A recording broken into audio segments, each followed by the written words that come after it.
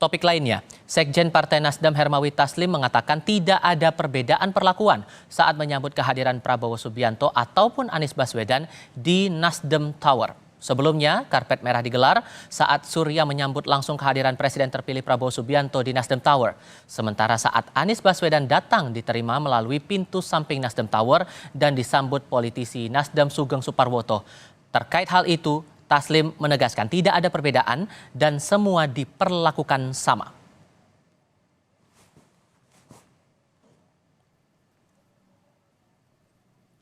Pak Prabowo masuknya dari pintu utama. Memang ada karpet merah. Dan semua orang yang masuk dari pintu utama pasti menginjak karpet merah. Sedangkan Pak Anies karena sudah terbiasa datang di sini, beliau mobilnya langsung ke samping, turun dari samping kafe. Nah, Pak Anies dengan kantor Nasdem ini sudah seperti rumahnya sendiri. Hampir setiap minggu beliau datang di sini. Bahkan kadang-kadang datang tanpa pemberitahuan sehingga malah jemputan juga tidak ada.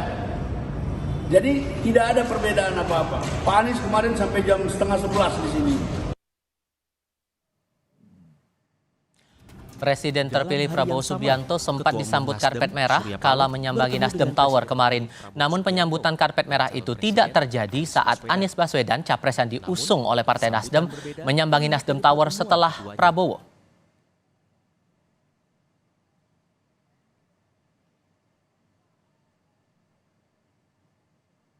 Menyambut kedatangan Presiden Prabowo Subianto. Usai pertemuan dilakukan, Surya Paloh juga mengantar Prabowo Subianto pulang. Di hadapan Surya Paloh yang parpolnya berbeda koalisi dalam Pilpres, Prabowo Subianto bilang jika sehabis persaingan timbul kerjasama. Sudah persaingan, saatnya kita kerjasama, saatnya kita bahu-membahu untuk bangun bangsa kita. Intinya adalah saya sangat berterima kasih, saya sangat menghargai sikap Nasdem. Setelah pertandingan kita bersaing, ya kan? Tapi kita tetap bersahabat, kita tetap satu keluarga, kita tetap cinta tanah air. Sementara calon Presiden Anies Baswedan tiba di kantor DPP Nasdem untuk menghadiri acara berbuka puasa. Tanpa disambut Surya Paloh, Anies masuk ke kantor DPP Nasdem. Anies tak mempersoalkan pertemuan antara rival politiknya di Pilpres, Prabowo, dengan Ketua Umum Parpol pengusungnya Surya Paloh. Iya, saya rasa itu sesuatu yang baik ketika ada tokoh seperti Pak Prabowo mau berkunjung, lalu Partai Nasdem sebagai tuan rumah menerima dan menyambut, ya sesuatu yang baik. Sesuatu yang tidak ada yang luar biasa. Tapi katanya Nasdem ini 50-50 Pak, bisa gabung ke Partai. Ya tidak ada obrolan yang khusus kecuali yang disampaikan di media tadi. Sambutan hangat yang diberikan Nasdem kepada rival politik di Pilpres, Prabowo Subianto, banyak dibaca sebagai bagian dari upaya bergabungnya Nasdem ke koalisi Prabowo. Meskipun sejumlah petinggi Partai Nasdem mengatakan peluang koalisi masih 50-50. Tim Liputan, Kompas TV.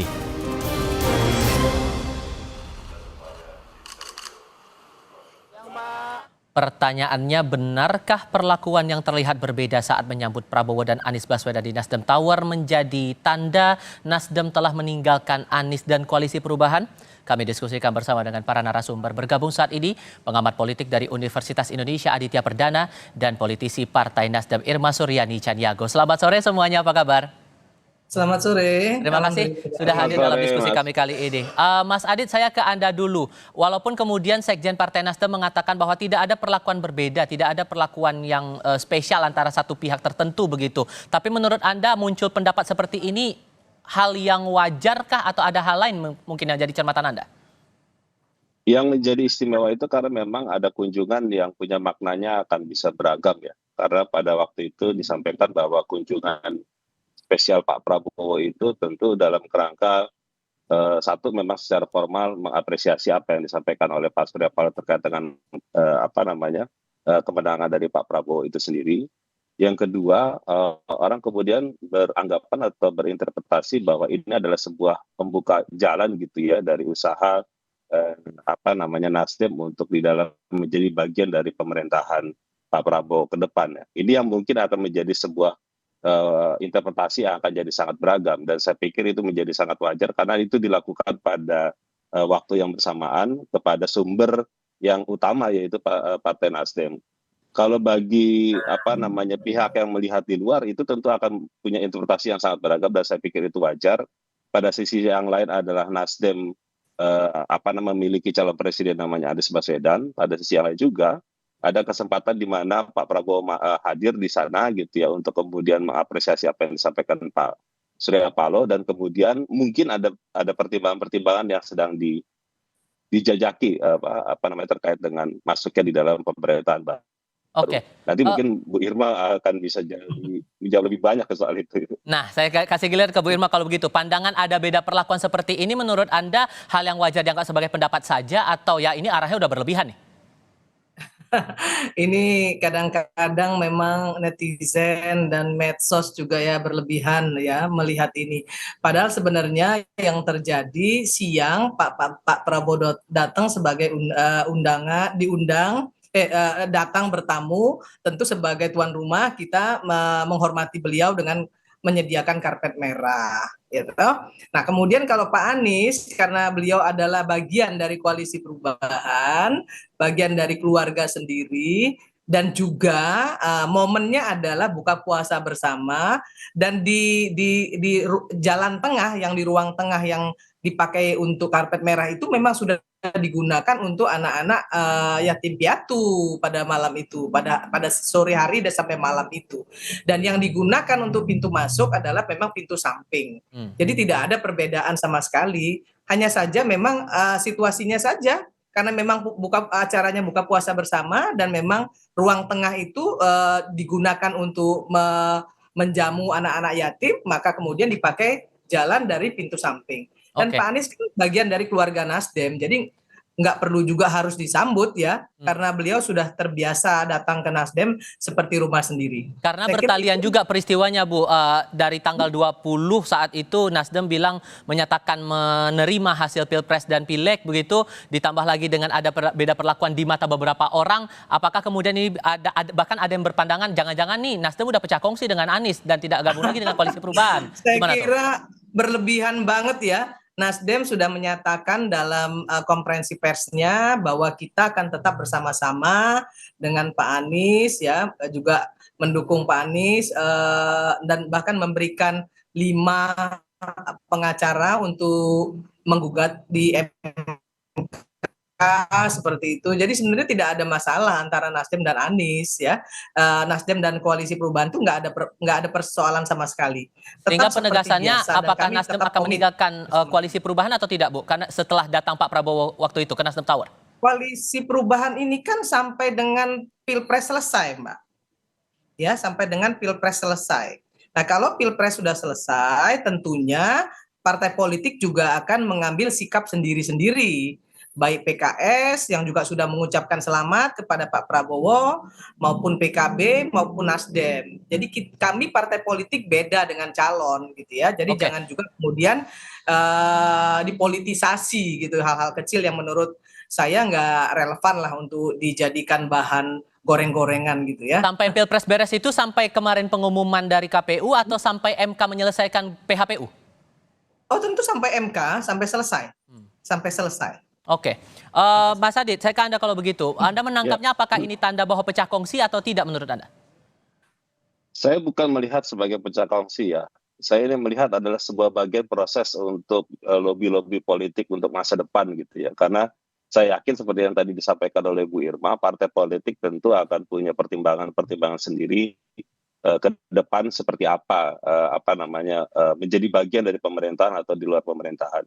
Mereka tentu harus punya keputusan politik yang jelas gitu ya, karena terkait dengan bagaimana pertanggungjawabannya kepada masyarakat. Sehingga fenomena beberapa hari ini hingga sampai keputusan MK itu mengatakan final dan mengikat gitu ya, maka kemudian masih akan terjadi Mas. Jadi menurut saya masih akan ada banyak peristiwa-peristiwa yang nanti jauh lebih dramatis mungkin ya, yang akan bisa jauh lebih menghebohkan dan mungkin akan bisa menunjukkan bagaimana sikap masing-masing partai politik baik yang ada di koalisi 01 ataupun koalisi 03 terhadap pemerintahan Pak Prabowo nanti gitu. Itu Oke. masih panjang kalau menurut saya. Tapi setidaknya dari pandangan Anda sejauh ini nasib Anies bakal bagaimana kemudian setelah PHPU ini dijalankan di MK? Ya, saya pikir kalau di persidangan di MK tentu kita akan melihat prosesnya ya. Persoalan krusial di dalam persidangan di Mahkamah Konstitusi itu adalah terkait dengan bagaimana pembuktian itu bisa dilakukan. Dan pembuktian itu bisa menjadi sebuah alat yang sah untuk kemudian hakim bisa memutuskan perkara itu sesuai dengan yang diharapkan oleh pemohon atau tidak. Jadi itu yang perjuangan yang paling krusial dan juga penting yang dihadapi oleh semua pihak yang ingin menyelesaikan persoalan perselisihan di Mahkamah Konstitusi. Nah, di luar itu tentu orang berspekulasi atau bahkan mungkin juga di tim calon presiden atau bahkan mungkin partai politik, mereka akan juga berhitung juga bagaimana tentang konstelasi atau situasi politik ke depan. Jadi siapapun itu menurut saya juga punya argumen untuk bisa melakukan positioning politiknya mau seperti apa gitu. Oke, Bu Irma, bagaimana kemudian nasib Pak Anies ini di Nasdem kemudian? Karena kan ini proses masih berjalan, dari Timnas juga masih melakukan proses di MK begitu. Tapi di tengah proses komunikasi dengan Pak Prabowo kemarin, karena ada beberapa orang yang juga menyatakan kecewa begitu, itu gimana nasib Pak Anies berikutnya, Bu Irma? Kita kan nggak bisa ya memuaskan semua orang, itu yang pertama. Yang kedua, partai politik dengan calon itu kan berbeda, ya. Berbeda tujuan, berbeda juga cara menyelesaikannya. Nah, Nasdem berpikir bahwa Indonesia ke depan ini harus menjadi lebih baik dan tidak boleh ada perpecahan. Persatuan dan kesatuan bangsa mesti utuh. Nah, bagaimana cara kita menyelesaikan masalah itu ada jalur sendiri-sendiri dan itu yang didukung oleh Nasdem. Itu yang dikedepankan oleh Nasdem.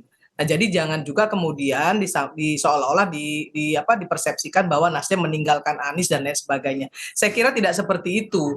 Pak Surya Paloh sudah berkomitmen gitu ya, sudah berkomitmen untuk terus bersama-sama dengan partai koalisi sampai dengan gugatan di MK ini selesai.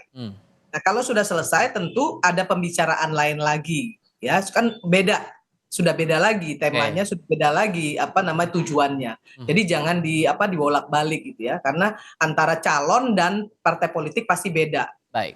Beda tujuan dan beda juga cara menyelesaikan masalahnya. Baik, Bu Irma mewakili Partai Nasdem, terima kasih. Mas Adit juga terima kasih sudah hadir dalam diskusi kami kali ini. Ya, Sehat selalu sama-sama. semuanya. Selamat sore. Sore.